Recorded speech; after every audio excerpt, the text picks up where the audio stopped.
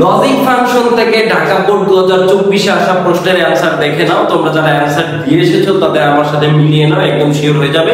এবং এইচএসসি 25 এবং 26 ব্যাচ তোমরাও দেখে নাও, কারণ তোমাদের এই সেম ক্যাটাগরির প্রশ্ন আসতে পারে। তো আমরা কথা না বাড়িয়ে চলো শুরু করি। আর এরপর তোমাদের কার কোন বোর্ডের সমাধান লাগবে, যেই বোর্ডের সমাধান লাগবে ওই বোর্ডের প্রশ্ন সহ আমাকে কমেন্ট বক্সে কমেন্ট করতে পারো, ইনশাআল্লাহ ওই বোর্ডের সমাধান দেওয়ার চেষ্টা করব। সবার আগে সলিউশন ফর আইসিটি থেকে অ্যানসার সিকোয়েন্স। চলো আর দেরি না করে আমরা শুরু করে দেই। দেখো ওরা আমাকে একটা লজিক ফাংশন দিয়ে দিয়েছে, বুলিয়ান ফাংশন। যে ফাংশনটা ওরা গতে বলছে কি লজিক ফাংশনটি সত্য সারণী তৈরি করো, আর ঘতে বলছে বুলিয়ান অ্যালজেব্রার সাহায্যে এটা করে দেখাচ্ছি। তো অ্যাসকি কোড কি? অ্যাসকি কি American standard code for information interchange K ASCII code বলা হয়। এটার আরো ডিটেইলস আমরা নেক্সট ভিডিওতে দেব, ইনশাআল্লাহ কোড নিয়ে একটা ভিডিও তৈরি করব। এরপর দেখো বিয়োগের কাজ যোগের মাধ্যমে করা সম্ভব। এই কথাটার মানে কি? এই কথাটার মানে হচ্ছে পরিপূরক।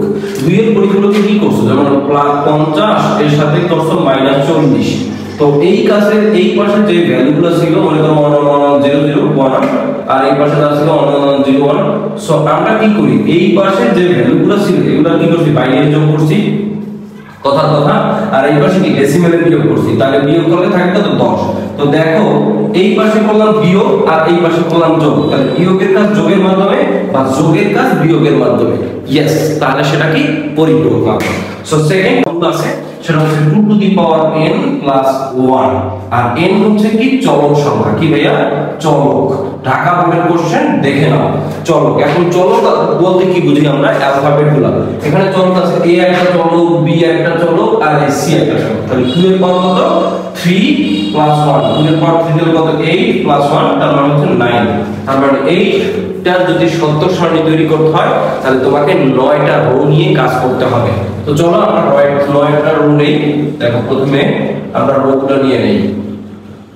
কি নেব? প্রথম কলামে নেব চলকগুলো। a একটা চলক, b একটা চলক, c একটা চলক। হ্যাঁ, আচ্ছা। তারপর কি নিতে হবে? চলকের উপর নট থাকবে। দেখো এখানে b এর উপর নট আছে আর a এর উপর আছে, c এর উপরে কি নট আছে? না। তাহলে আমি কি নেব?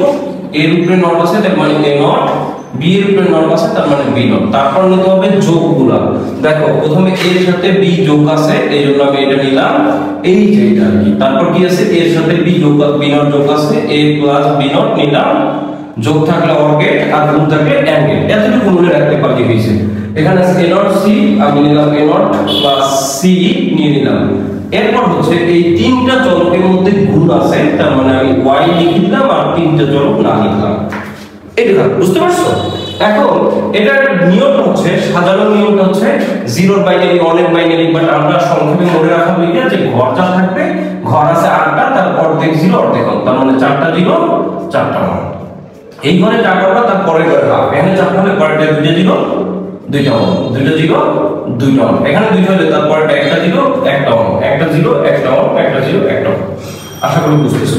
এ নট কি? এর বিপরীতটা। তাহলে এখানে যদি 4টা 1 থাকে, এখানে 4টা 0 থাকে, এখানে 4টা 1 হবে। আর এখানে 4টা 0 আছে, তার মানে 1 আছে, 4টা 0 হবে এখানে। ঠিক আছে? ওকে।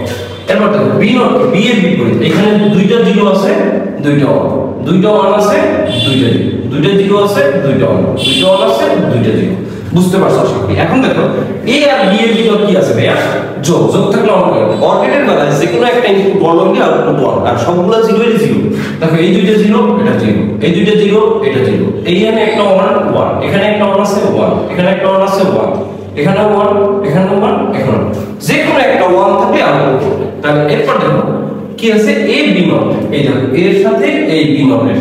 তো প্রথমে এই দুইটা 1 আছে, তার মানে এখানে দুইটা 1, এইটা 0 এইটাও 0, এটাও 0 এটাও 0, তার মানে এটাও 0 এটাও 0। ওকে। এরপর দেখো লাস্টে এইখানে দুইটা 1 আছে, এখানে দুইটা 1 আছে, তার মানে যে কোনো একটা 1 থাকলে 1। এখানে দুইটা 0 বাট এখানে কিন্তু দুইটা 1, তার মানে আউটপুট 1। আশা করি বুঝতে পারছো। না বুঝলে কমেন্ট করো। এবার দেখো a নট c। এখন a নট কোথায় আছে? এই a নট। আর c কোথায়? এই দুই বান্ধবীর পাশাপাশি আছে। দেখো দুইটার ভিতরে এখানে একটা 1 1, দুইটাই 1 1, দুইটাই 1, একটা 1 1, দুইটা 1 1, দুইটা 0 0। বুঝতেছো? আচ্ছা 0 1 1 0 0 0 1 1 1 0 1। আশা করি তোমরা এই জিনিসটা প্রপারলি বুঝতে পেরেছো। এবার দেখো তো এই তিনটার ভিতরে কোন গেট আছে ভাইয়া বলো তো? এন্ড গেট আছে। এন্ড এইটা এইটা আর এইটা, এই তিনটে কি করব গুণ করব। গুণের বেলায় কি যে কোনো একটা জিরো হইলে জিরো আর সবগুলো অঙ্ক হইলে শুধুমাত্র অঙ্ক হবে। দেখো এই একটা জিরো আছে, এই একটা জিরো জিরো, একটা জিরো কাজ হবে না জিরো, এই একটা আছে জিরো, এই মাঝখানে একটা জিরো জিরো, একটা জিরো আছে জিরো, এই দেখো তিনটা ওয়ান ওয়ান, একটা জিরো আছে জিরো কাজ হবে না, এখানে কি আছে ওয়ান ওয়ান। সো এই হচ্ছে আউটপুটের অ্যানসার, সবগুলো জিরো লাস্টে 1 0 1। এটা যদি তোমার হয়ে থাকে তাহলে তোমার অ্যানসারটা হয়েছে। এবং আমাকে বলছে দেখো এই প্রশ্নটা y এর বুলিয়ান অ্যালজেব্রায় সরলীকরণ করার কারণে বর্তনী বাস্তবায়ন করা সহজ হয়েছে, এটা ব্যাখ্যা করো বা দেখাইতে বলছে। দেখো এই যে ভিতরে আছে অর গেট, এটা আছে অর গেট, এটা আছে অর গেট, আর এই তিনটার ভিতরে আছে এন্ড গেট। তাহলে এখানে গেট আছে কয়টা? এখানে গেট আছে দুইটা আর একটা তিনটা গেট আছে।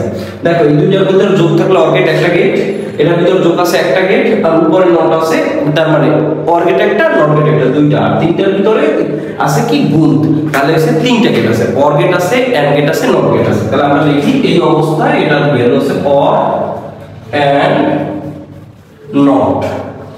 এখন অর আছে কয়টা? দেখো 1 2 3টা, অর গেট আছে 3টি, এন্ড আছে 1টি, আর নট আছে 2টি। দুইটি কেমনে বুঝলাম? এই একটা নট এই একটা নট। তাহলে এখন আমরা বুলিয়ান অ্যালজেব্রার সাহায্যে সরলীকরণ করব।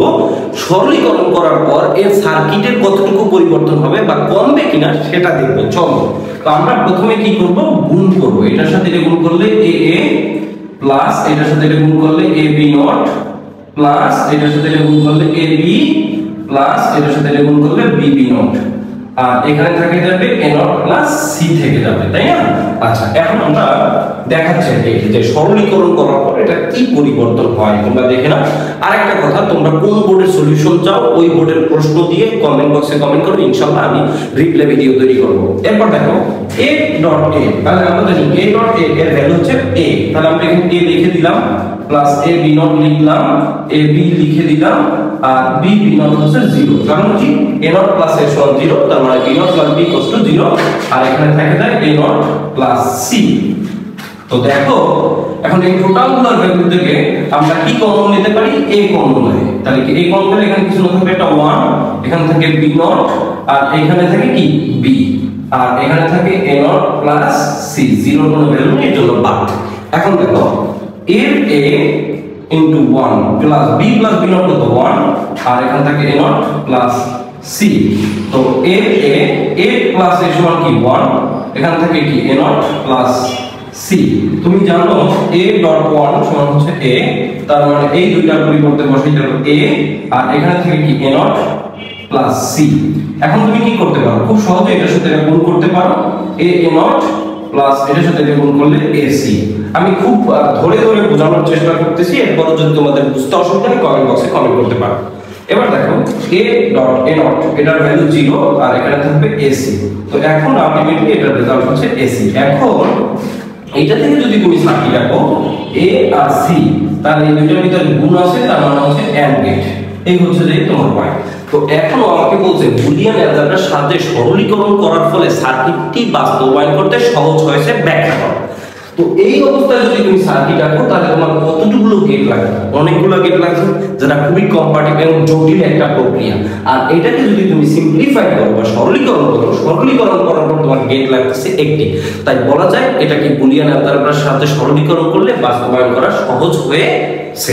প্রশ্নের উত্তর এই পর্যন্ত শেষ। আর কোনো কোশ্চেন থাকলে ইনশাআল্লাহ কমেন্ট বক্সে করো, অ্যানসার দিব। আল্লাহ হাফেজ।